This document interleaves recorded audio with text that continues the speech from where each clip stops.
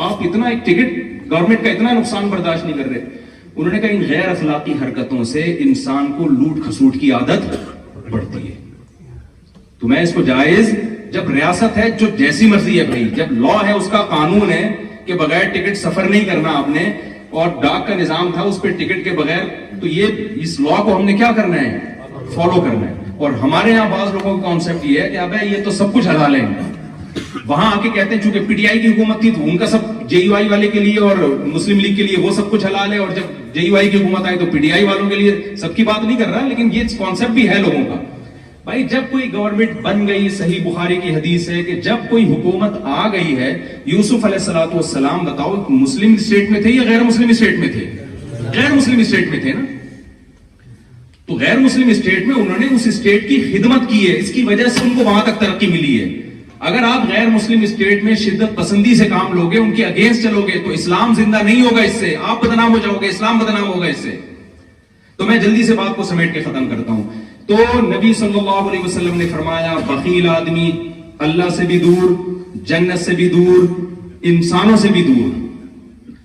اور آپ نے فرمایا قریب من النار, ایک چیز سے قریب ہے, جہنم سے. جہنم کو بڑا اچھا لگتا ہے ایسے اور 4-6 کنجوس سوسائٹی میں پیدا ہوتے. ایک چٹکلا سنا دوں اگر آپ ناراض نہ ہو, تھک نہ گئے ہو نا, لوگ بیان لمبا ہوتا جا رہا ہے. دیکھو ایک کنجوس آدمی کا میں لطیفہ اکثر سناتا ہوں, یہ اپنے دماغ میں رکھا کرو, ٹھیک ہے.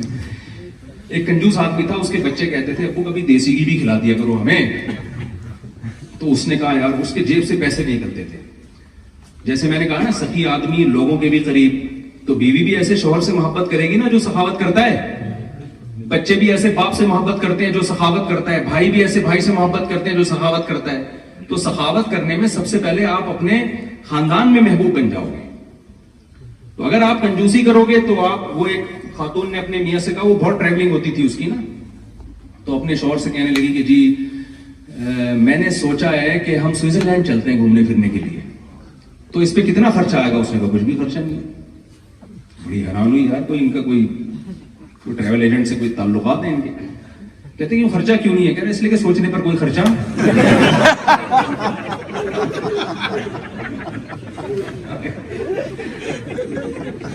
تو میں جو لوگ دنیا میں ٹریول کرتے ہیں ان سے کہتا ہوں یار کبھی اپنے بھی بچوں کو بھی لے جائے کرو. بات سے بات نکل رہی ہے نا, میں نے کہا تھا نا مجھے 5 گھنٹے چاہیے کم از کم. خیر جلدی سے میں سمیٹ رہا ہوں بات کو. یہ جو اللہ نے بیوی کے لیے قرآن میں جو لفظ استعمال کیا ہے نا, یہ صاحبہ کا لفظ استعمال کیا ہے. کیا لفظ استعمال کیا ہے؟ صاحبہ. حالانکہ بیوی کو عربی میں زوجہ کہتے ہیں. کیا کہتے ہیں؟ زوجہ. لیکن زوجہ بھی استعمال کیا, لیکن قرآن میں ایک جگہ اللہ نے اس کو کیا کہا؟ وصاحبتہ. قرآن کہتا ہے یوم یفر المرء من اخیہ, ایک دن آئے گا جس دن بھائی اپنے بھائی سے دور بھاگے گا. تو عربی میں بھائی کو اخ کہتے ہیں, اردو میں بھائی کہتے ہیں. اللہ نے وہی لفظ استعمال کیا. وَأُمِّهِ وَأَبِيهِ, اپنی ماں سے دور بھاگے گا میدان حشر میں. ماں کو کہتے ہیں, اللہ نے اس کے لیے کیا لفظ استعمال کیا؟ وَأَبِيهِ, اپنے باپ سے دور بھاگے گا. باپ کو عربی میں اب کہتے ہیں, اللہ نے اس کو کیا کہا؟ اب کہا. لیکن جب بیوی کی باری آئی تو وَصَاحِبَتِهِ وَزَوْجَتِهِ نہیں کہا کہ زوجہ سے دور بھاگے گا, بلکہ کیا کہا؟ صاحبہ. صاحب عربی میں کہتے ہیں جو آپ کی صحبت میں رہے, ہر وقت آپ کے ساتھ رہے. اس میں اللہ نے بتا دیا کہ لوگ جاب کے لیے جاتے ہیں, ماں باپ سے دور ہو جاتے ہیں, بھائی سے دور ہو جاتے ہیں, تو ان کو اللہ نے صاحب نہیں کہا. بیوی کے لیے اللہ نے ساتھی کا لفظ استعمال کیا ہے. میں اس کو کراچی کی زبان میں کہتا ہوں, اس کا مطلب جب آپ کی شادی ہوئی ہے تو اب بیوی آپ کے ساتھ پھلترو کی طرح چپک گئی ہے. پھلترو سمجھتے ہیں نا, دھاگا نہیں چپک جاتا, آپ یوں ہٹاتے ہیں تو ہاتھ پہ. سردیوں کے دنوں میں نا وہ جو ریشمی دھاگے ہوتے ہیں وہ چپکتے ہیں.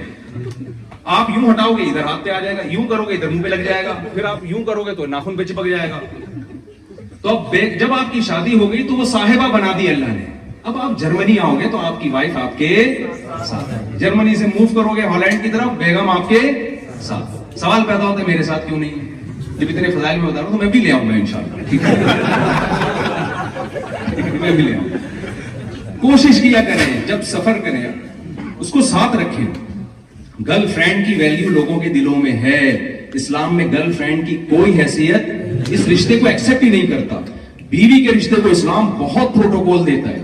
ہمارے نبی صلی اللہ علیہ وسلم گلاس میں جس جگہ سے امی عائشہ منہ لگا کے پانی پیتی، حدیث میں آتا ہے آپ اس جگہ کو گھماتے تھے جہاں امی عائشہ کے ہونٹ مبارک لگے ہوتے تھے، وہیں سے پانی پیا کرتے تھے.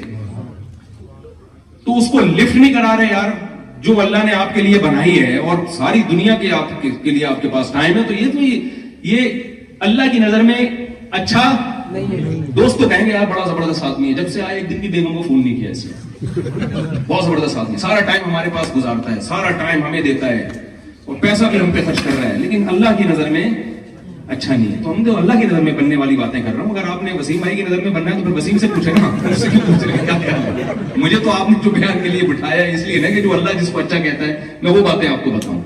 تو تیسرا کام جو میں نے عرض کیا، پہلا ہے توحید، پھر نماز ہے، پھر ہے کیونکہ حج تو زندگی میں ایک بار ہوتا ہے، رمضان بھی کبھی کبھی آتا ہے، تو اس کو میں اتنا ہائی لائٹ نہیں کرنا. نماز پڑھیں گے تو پھر روزہ رکھ ہی لیں گے آپ انشاءاللہ. تیسری چیز ہے خرچ کرنا سیکھیں. سمجھتے ہو؟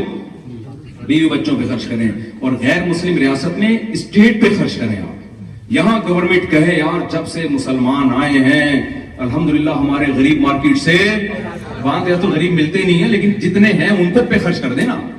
ہانگ کانگ میں گیا، وہاں بڑا اچھا، وہاں مسلمانوں بعض علماء کو گورنمنٹ لیول پہ اتنا پروٹوکول دیا گیا، ان کو حکومت جیلوں میں لے جاتی ہے، وہ جیل کی قیدیوں پہ محنت کر کے ان سے نشہ چھڑواتے ہیں. تو بڑا اچھا ایک امیج وہاں کے مسلمانوں نے قائم کیا ہانگ کانگ میں. وہاں مفتی اعظم کی بھی بڑی ویلیو ہے ہانگ کانگ میں. مجھے ویزا نہیں مل رہا تھا، مفتی اعظم نے گورنمنٹ سے سفارش کی، مجھے ویزا مل گیا ہانگ کانگ.